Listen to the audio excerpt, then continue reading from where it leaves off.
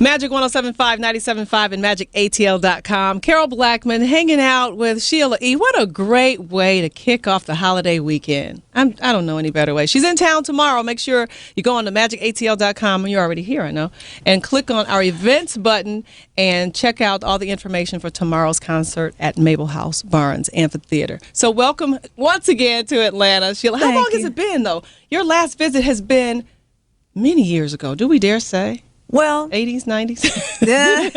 No, it wasn't.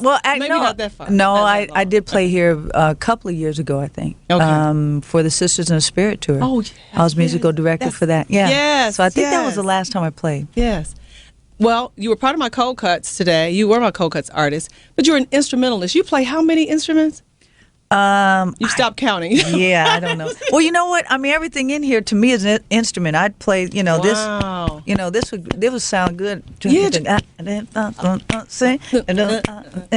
I'm talking about. See, everything. Oh, it's funky. Yeah, everything's awesome. an instrument. So is that how? Well, you're from a musical family, from your dad and uncles and godparents and everybody. Yeah. So is that how it happened for you? Because first of all, is your lineage and in your household. So. Right. Everything you saw was kind of an extension of music, I guess. Yeah, pretty much. I mean, growing up listening to my dad playing, he would practice around the house every day. And then back in those days, I mean, there was nowhere for them to really rehearse. So the rehearsal hall was in the middle of the living room. That was it. That was it. So I was in the midst of music all the time. Yeah. So I was just like a sponge, picking it up and listening and not really realizing I was going to be a musician at all. I was early years running track. I wanted to train to be in the Olympics. I was breaking records left and right for sprint running. Yeah. Really? Yeah. And then one day I just played with my dad at 15, and that was it. We both knew that was going to be it. So that moment you knew? That very show that I did changed my life. You hung up your cleats just like that? Just like that. Not even a blink of the eye. That was it. I was done. Yeah. Wow. Yeah. So, do you love any one instrument more than the other, or all of them? No, I can't pick one because it's every instrument. I can play each instrument with different music, and it feels different. So, I could play drums on, jazz, blues, funk, rock, and then same thing with percussion. I can't just pick one instrument. I mean, I love them all. They're all your really babies. Do. Absolutely. Like picking your favorite. Yeah, absolutely. Okay, let's go back just a little bit. The Prince connection. I did ask my listeners earlier for questions, and one question was, why weren't you at the? Okay, you heard. I know what you're gonna say. No, go ahead. I'm gonna let you ask. Why weren't you at the? What was it? Was it BET Awards? Yes. And I think he got the Lifetime Award. Right. And you weren't there, folks. No. It was like, okay, where's Sheila? I mean, truly, that stuck out like a sore thumb. Why weren't you part of that tribute? I was already on tour, and I couldn't get off for that date. They changed. Well, I thought it was going to be another date, but long story short, that was the date that the awards were going to happen, and there was no way. I was already being promoted to do a show somewhere else in another state, and I couldn't get out. There was nothing I could do. So, I mean, I even called them and said, I'm so sorry. They had asked me to put the whole thing together. They wanted me to put that whole piece together because it made sense. Right. Because I've been there from the beginning. Since 78. And I was just heartbroken. I just wanted to be there so bad, but I couldn't. So I know he was too, though. Oh, my God. Yeah, he kept saying it was okay, but it wasn't. It wasn't. It wasn't. And you said you all toured, was it, you said the month of June or July? July. Yes. We were on tour, so you guys hung out. I mean, so it's still your family, basically. Yeah. Absolutely. Now, how did you and Prince how'd you meet him? First time you guys kind of hooked up as, my gosh, you stayed touring partners, and you're his drummer or percussionist for how many years? Forever. Can you say forever? It's forever. It'll always be forever. No, I met him in 78. He was performing in the Bay Area, where I'm from Oakland.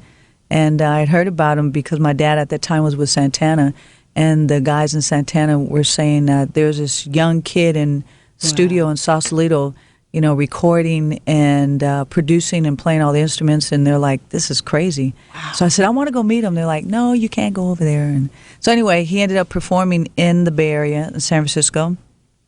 I went to the show, And that's how I met him. I saw him on stage, and I walked backstage because everyone knew me. It was the Circle Star Theater, Yeah. and I walked backstage to introduce myself and put my hand out to introduce myself. And he said, "I already know who you are." And I said, "Really?" He says, "Yeah." He said, "I've been following your career because at that time I was performing with George Duke, and we had played. He saw me on Midnight Special or Don Kirshner's rock concert. Wow, I remember that. Yeah, so that was the first time. Gosh, and the rest is history. It is. Man, that's awesome. Anything else on your horizon or on your plate that you haven't done that you'd want to do? Or anybody that you want to perform with that you've not performed with? That's a hard question. I don't know. I mean, I could tell you a list of people. I have my bucket list of things I want to do. I really do. And I've been able to keep checking things off. Wow. I mean, it was great. Recently, I performed at the White House. Oh, man. Did a special with a company called Bounce and was the musical director and one of the producers. And that was aired in November. It's on PBS. Okay. And I was actually nominated for an Emmy. So those were two things I would never even think that would happen. What was that like? I lost the Emmy to the opening of the Winter Olympics, but what a great way to lose. Right. That's awesome. You'll take that, right? I'll take that. Wow. But I don't know. I mean, I always said some of the people that I really didn't get to meet and wanted to meet or perform with, most of them are dead because I'm from the old school. It's like when I first met Sammy Davis Jr., I've been a fan of his forever. Yeah, And when I was yeah. growing up, and I just thought he was the ultimate entertainer. Yeah, he was. And so people like that, I never got to meet Jimi Hendrix, but I wish I did. Oh, no, that would have. Oh man, that would have been would've pretty been crazy. awesome. Yeah. Yeah. So, oh my God. and again, the list keeps coming in. With the new artists. I mean, I was able to be musical director for Beyonce, which I love because I think she's awesome. Oh, yeah. What a great entertainer she is as well. But I don't know. I really offhand I can't think of anybody. And again, I could get God. We give him a list, and then all of a sudden he changes it and Right. says, "Well, you need to be over here." Right. And I'm going, "Okay." And that's so still I never know, and it's still such a blessing.